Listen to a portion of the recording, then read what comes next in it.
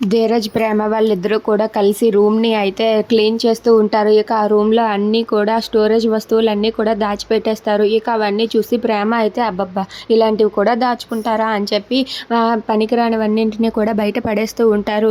అలా వాళ్ళిద్దరూ కూడా ఒకరికి ఒకరు హెల్ప్ చేసుకుంటూ ఆ స్టోరేజ్ సామాన్లన్నింటినీ కూడా బయట పడేస్తారు. అలా ఆ రూమ్ మొత్తం కూడా క్లీన్ చేస్తూ ఉంటారు. క్లీన్ చేస్తూ ఉండగా ఇంతలో ప్రేమ అయితే పైకెక్కి మొత్తం అంతా కూడా దులుపుదామని తను ఆ పైవన్నీ కూడా దించుతుంది. దించే లోపే ప్రేమ ఒక్కసారిగా కాలు స్లిప్ అయ్యి పడిపోబోతుంది. ఇక ప్రేమ పడిపోబోతూ ఉంటే ఇంతలో ధీరజ్ అక్కడికి వెళ్ళి ప్రేమ పడిపోకుండా గట్టిగా పట్టుకుంటాడు.